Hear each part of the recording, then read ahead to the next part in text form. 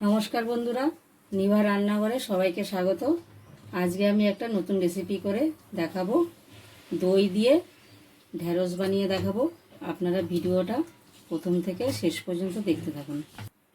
একটা ঢেঁড়সকে দুটো করে নেব।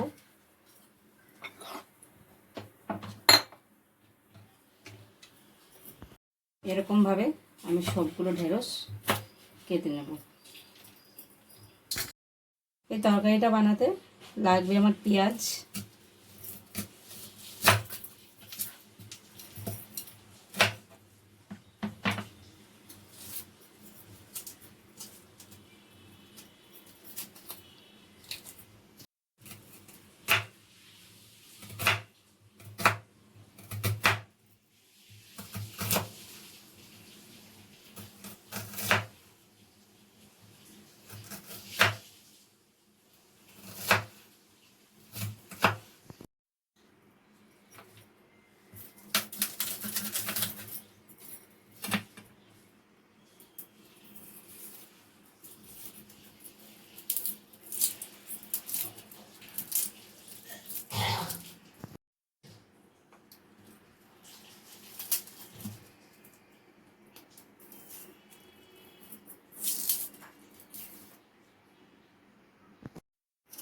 আদাটা আমি ছাড়িয়ে নিচ্ছি। ছাড়িয়ে কেটে আদা রসুন একসঙ্গে বেটে নেব।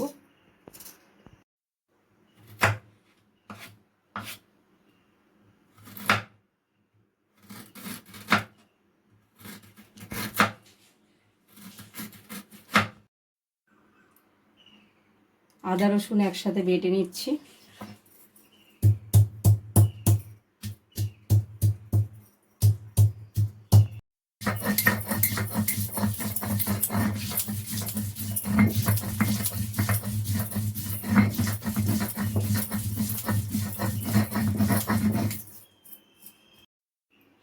টক দই লাগবে।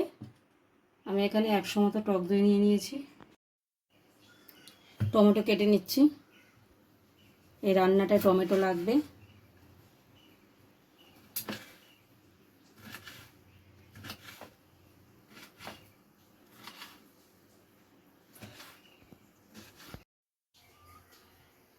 আমি রান্নাটা শুরু করছি। প্রথমে আমি কড়াতে দিয়ে দেবো সর্ষের তেল।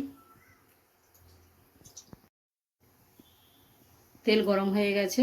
এবারে আমি ঢেঁড়সগুলো হালকা করে ভেজে নেব।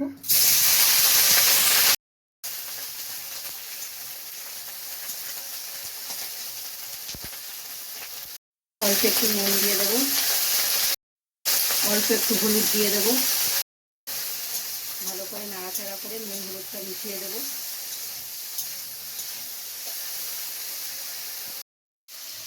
টক দইটা একটু ফেটিয়ে নিচ্ছি। না ফেটিয়ে দিলে যখন তরকারিতে দেবো দানা দানা হয়ে যাবে, আর ফেটিয়ে দিলে খুব সুন্দর হবে।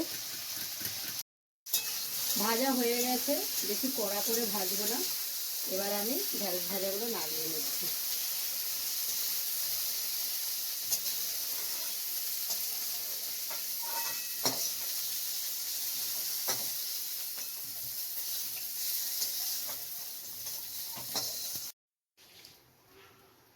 এবার তরকারিটা বানানোর জন্য একটু তেল দিয়ে দেবো।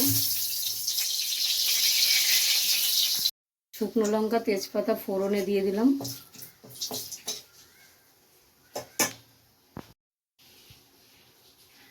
কালো জিরে দিয়ে দিচ্ছি।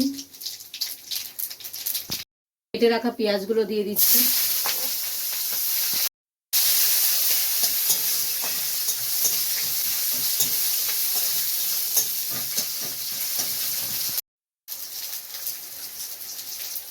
এবার আমি দিয়ে দিচ্ছি কেটে রাখা টমেটোগুলো।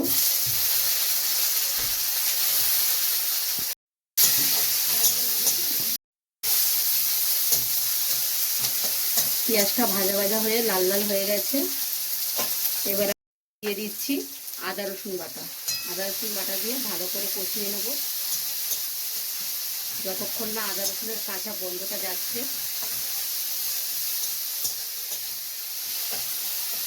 এবার আমি একে একে মশলাগুলো দিয়ে দেবো। এখানে দেবো আমি 1 চামচ হলুদ গুঁড়ো, 1/2 চামচ লঙ্কা গুঁড়ো,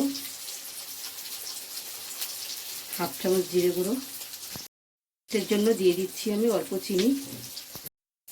এবার আমি সবগুলো মশলা একসঙ্গে ভালো করে কষিয়ে নেব। মশলাটা যে কষানো হয়ে যাবে,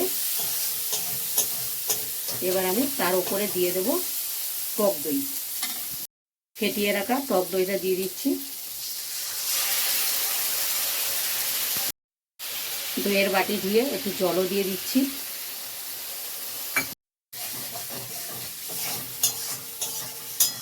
এবার আমি ভালো করে মিশিয়ে নিচ্ছি দই মশলা সব একসাথে।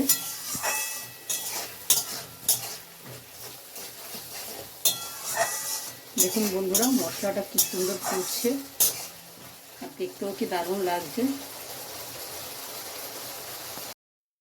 বন্ধুরা, আমার রান্নাটা দেখে যদি আপনাদের ভালো লাগে, চ্যানেলটিকে সাবস্ক্রাইব করে দেবেন, লাইক কমেন্ট করে দেবেন আর শেয়ার করতেও ভুলবেন না। আর বন্ধুরা, যারা এখনও আমাকে কমেন্ট করতে ভুলে গেছেন, লাইক করতে ভুলে গেছেন, সাবস্ক্রাইব করতে ভুলে গেছেন, তারা অবশ্যই আমাকে সাবস্ক্রাইব করে দেবেন। এবার আমি দিয়ে দেব ভেজে রাখা ঢেঁড়স।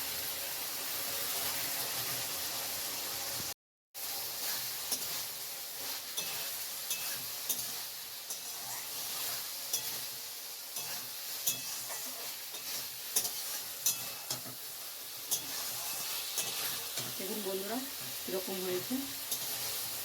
আপনারা কিন্তু বাড়িতে একটু অবশ্যই ট্রাই করবেন। এরকমভাবে যদি আপনারা ঢেঁড়সটা বানান তাহলে বাড়ির সকলেই খেতে খুব পছন্দ করবে। আগে আমি ভাজার সময় একটু নুন দিয়েছিলাম, তাই আবারও অল্প একটু নুন আমি দিয়ে দেবো।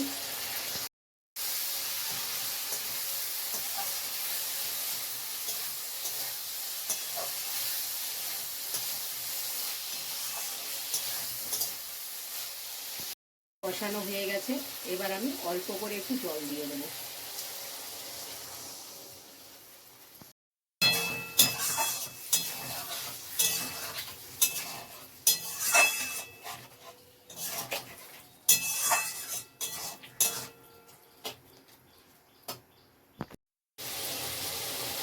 দেখুন বন্ধুরা, ঢেঁড়সের তরকারিটা হয়ে গেছে। এইরকম শুকনো শুকনো হবে, ঝোল লাগলে ভালো লাগবে না।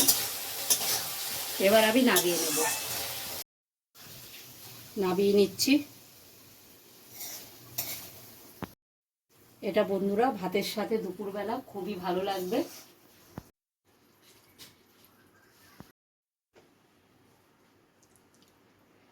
এরকম আরও নতুন নতুন ভিডিও নিয়ে আপনাদের সঙ্গে হাজির হয়ে যাব। আজ এই পর্যন্তই।